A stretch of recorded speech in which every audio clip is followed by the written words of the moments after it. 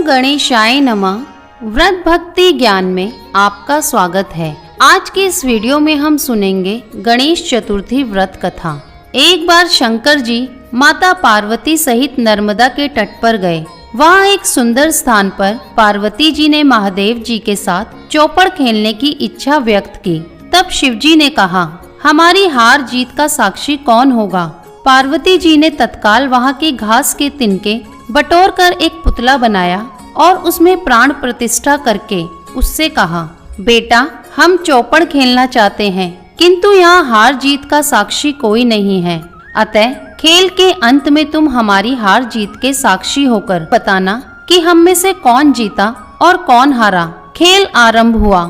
देवयोग से तीनों बार पार्वती जी ही जीती। जब अंत में बालक से हार जीत का निर्णय कराया गया तो उसने शंकर जी को विजयी बताया। पार्वती जी ने क्रोधित होकर उसे एक पांव से लंगड़ा होने और वहाँ के कीचड़ में पड़ा रहकर दुख भोगने का शाप दे दिया।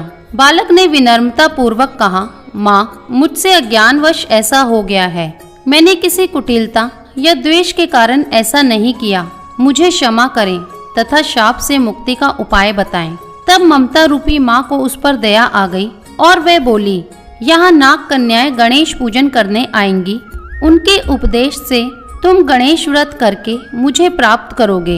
इतना कहकर वह कैलाश पर्वत पर चली गईं। एक वर्ष बाद वहाँ श्रावण में नाग कन्याएं गणेश पूजन के लिए आई।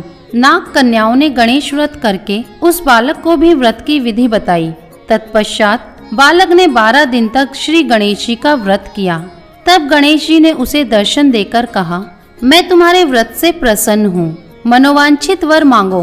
बालक बोला, भगवन मेरे पाँव में इतनी शक्ति दे दो कि मैं कैलाश पर्वत पर अपने माता पिता के पास पहुँच सकूं और वे मुझ पर प्रसन्न हो जाएं। गणेश जी तथास्तु कहकर अंतर्ध्यान हो गए। बालक भगवान शिव के चरणों में पहुँच गया। शिव जी ने उससे वहाँ तक पहुँचने के साधन के बारे में पूछा। तब बालक ने सारी कथा शिव जी को सुनाई।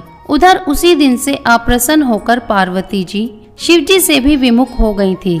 तदुपरांत भगवान शंकर ने भी बालक की तरह 21 दिन तक पर्यंत श्री गणेश का व्रत किया, जिसके प्रभाव से पार्वती जी के मन में स्वयं महादेव जी से मिलने की इच्छा जागृत हुई। वह शीघ्र ही कैलाश पर्वत पर आ पहुंची।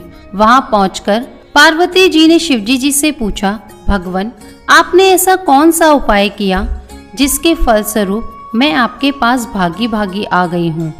शिव जी ने गणेश व्रत का इतिहास उनसे कह दिया।